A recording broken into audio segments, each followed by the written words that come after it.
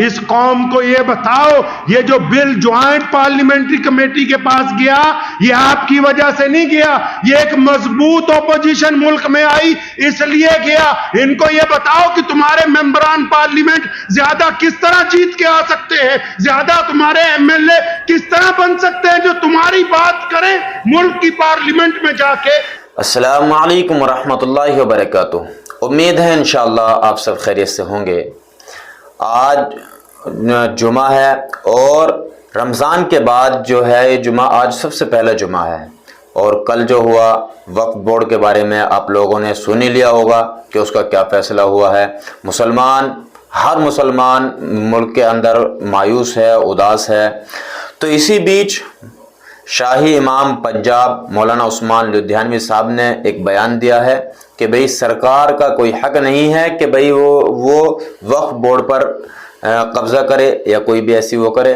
تو آئیے چلیے سنتے ہیں اس بیان کو، میں بھی آپ لوگوں کے ساتھ بیان سنتا ہوں۔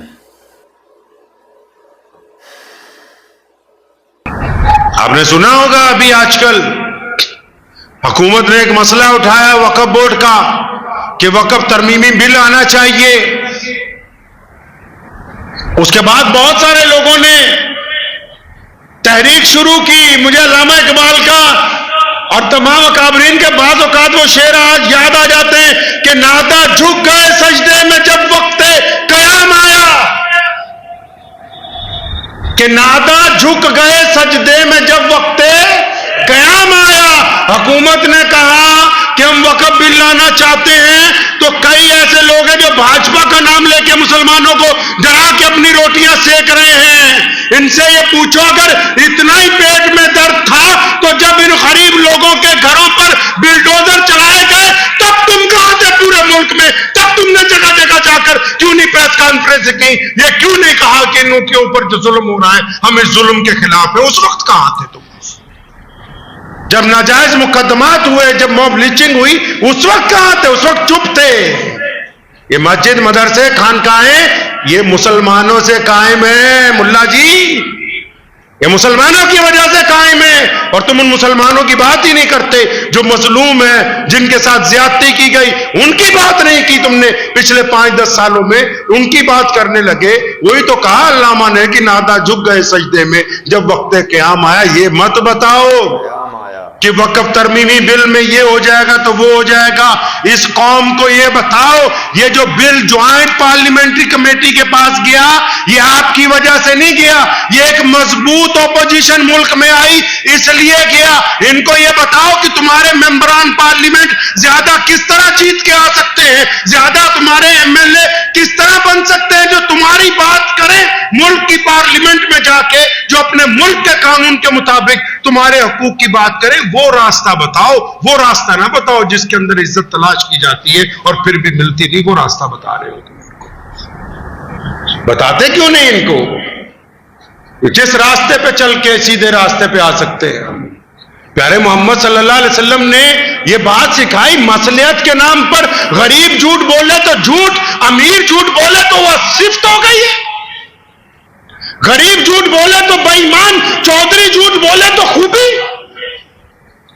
غریب آدمی جھوٹ بولے تو وہ قذاب کہلائے، اور جو لوگ ممبروں محراب پر بیٹھے ہوئے ہیں وہ اگر جھوٹ بولے تو کوئی فرق پڑنے والا نہیں۔ ان کو یہ بتاؤ کہ اسلام کیا کہتا ہے۔ محمد رسول اللہ صلی اللہ علیہ وسلم نے حکم فرمایا کہ ہمارے درمیان مصلحت کی کوئی چیز نہیں ہے، ہم نے چھپا کے کوئی کام نہیں کیا، جو بھی باتیں کی ہیں وہ سرے بازار کی گئی ہیں۔ اللہ کے نبی صلی اللہ علیہ وسلم نے پسند کیا سچ بولنے کو۔ نبی علیہ السلام کی یہ خوبی ہے کائنات میں سب سے بڑی کہ آپ صلی اللہ علیہ وسلم نے سچے لوگوں کو پسند کیا ہے، سچ بولنے والوں کو۔ ایک جنگ کے موقع پہ 80 منافقوں کو جنہوں نے جھوٹ بولا کہ یا رسول اللہ فلاں کام پڑ گیا تھا اس لیے پیچھے نہیں آئے، 80 کو معاف کر دیا۔ جن 3 نے سچ بولا، حضرت کعب رضی اللہ تعالیٰ عنہ، ان کو کہا کہ اچھا اب تم علیحدہ ہو جاؤ، اللہ کے حکم کا انتظار کرو، کیونکہ سچ بولنے والے محمد رسول اللہ کے پسندیدہ تھے۔ رسول اللہ کے وہ پسندیدہ تھے۔ نبی علیہ السلام چاہتے تھے اللہ کی مدد ان کے ساتھ آئے۔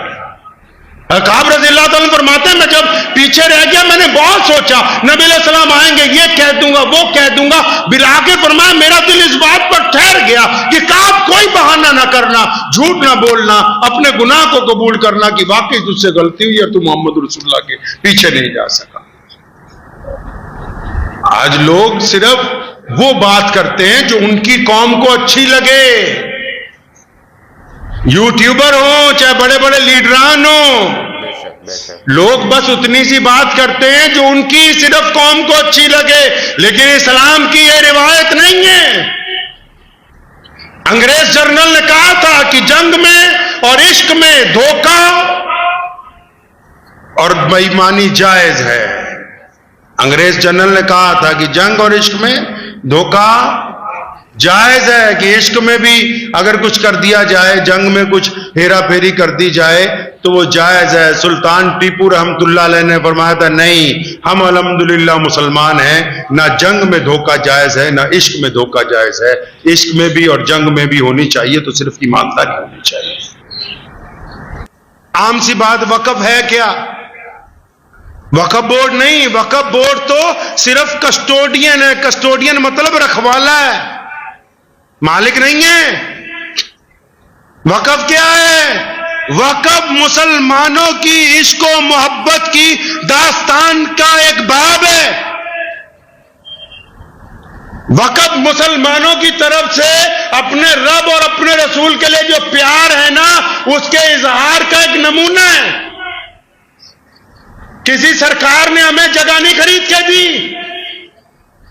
حکومت اس لیے اس میں دخل نہیں دے سکتی کیونکہ جو کروڑوں سمپتیاں پوری دنیا میں ہیں یا ہمارے دیش میں جو وقف کی سمپتیاں ہیں وہ کسی سے بھیک میں ہم نے نہیں مانگی ہیں. وہ بڑی بڑی جائیدادیں مسلمانوں نے اپنے اللہ کے عشق میں, اپنے رسول کے عشق میں ان کو اپنے رب کے نام پہ وقف کر دیا کہ ان کی آمدنی سے رب اور رسول کے دین کا کام ہوگا, ان کی آمدنی سے غریبوں کی بھلائی کی جائے گی. اس میں کسی کا دخل نہیں ہے. یہ عشق و محبت کی داستان ہے.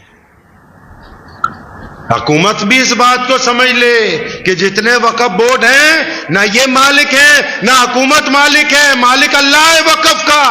کیونکہ جس بندے نے وقف کی ہے اس نے یہ لکھ کے وقف کی کہ یہ جائیداد, یہ کھیت, یہ محل, یہ مسجد, یہ دکانیں میں وقف کر رہا ہوں اپنے اللہ کے نام پر. آج کے بعد یہ بیچی نہیں جائیں گی, آج کے بعد ان کی رجسٹری نہیں ہوگی, آج کے بعد فروخت نہیں ہو کیا جائے گا. ان سے کرایہ لائیں گے, اس کرایے سے مسجدوں کو پیسے دیں گے, مدرسوں کو دیں گے, قبرستانوں کو سدھاریں گے, بیواؤں کو پینشن دیں گے, اسکول چلائیں گے, اسپتالوں کو پیسے دیں گے. لیکن یہ جو اللہ کے نام پر جائیداد وقف کر دی, اس کو کوئی مائی کا لال بیچ نہیں سکتا. وقف بورڈ صرف اس لیے بنایا کہ اس جائیداد کی رکھوالی کرے, وہاں سے پیسہ وصول کر کے غریب لوگوں کے اوپر اس کو پیسے کو خرچ کرے. کسی حکومت کو حق نہیں پہنچتا کہ مسلمانوں کے ذاتی معاملات کے اندر دخل اندازی دینے لگے, کیونکہ وقف کی جائیدادیں اپنے پیسے سے وقف کی ہیں, سرکار سے نہیں مانگا. حکومت کو نہیں کہا ابھی ہمیں 10 مرلے کا پلاٹ دے دو مسجد بنانے کے لیے, قبرستان بنانے کے لیے. ہمارے اکابرین نے اپنی جائیدادیں خود وقف کی ہیں. اب کسی کی رجسٹری ہو, کسی کی اولاد کے نام ہو, کوئی بندہ اپنی جائیداد کسی کو دے دے, کل کو حکومت کہے جی ہم اس میں دخل دیں گے. نہیں بھائی, جس نے پیسہ لگایا, جس نے قیمت لگائی وہ اسی کی ہے. اب جس کو اس کا مالک بنا دیا تو اب وہی مالک اس جائیداد کا مالک ہے, کوئی دوسرا بندہ مالک نہیں بن سکتا ہے. اس کا متولی نہیں مالک بن سکتے. ان میں نہیں اتنی ہمت کی وقف کی جائیداد کو بیچ کے دکھا دیں. وقف بورڈ نہیں رجسٹری کروا سکتا, باقیوں کا تو چھوڑو. جو اس کے رکھوالے ہیں ان کے ہاتھ بھی باندھے گئے ہیں کہ خبردار اپنی حدود کے اندر رہنا, اپنی حدود سے تجاوز کرنے کی کوشش نہ کرو, کیونکہ یہ اللہ کے نام پر رکھی گئی شے ہے. تو یہ رکھی کیوں؟ اندازہ تو لگاؤ کیسے لوگ ہوں گے. آج بھی بہت سارے لوگ ہیں ماشاءاللہ, بہت سارے لوگ آتے ہیں اپنی جائیداد کی رجسٹری لے کے کہ یہ 500 گز کا پلاٹ ہے مسجد کے لیے ہم نے وقف کرنا ہے, یہ 1000 گز کا پلاٹ ہے مدرسے کے لیے وقف کرنا ہے. یہ ان کی محبت ہی تو ہے اپنے. تو امید کرتا ہوں انشاءاللہ یہ ویڈیو آپ کو سمجھ میں آ گیا ہوگا کہ وقف بورڈ کیا چیز ہے, وقف کیا چیز ہے اور کس طریقے سے وقف کیا جاتا ہے, اور اس پہ کس کا حق ہے کس کا نہیں ہے, کس کے نام پہ وقف کیا جاتا ہے، میں امید کرتا ہوں یہ ساری باتیں آپ لوگوں کی سمجھ میں آگئی ہوگی۔ اگر سمجھ میں آگئی ہیں تو صدقہ جاریہ سمجھ کر اس ویڈیو کو آگے شیئر کریں، اور اگر چینل پہ نئے ہیں تو چینل کو سبسکرائب کریں۔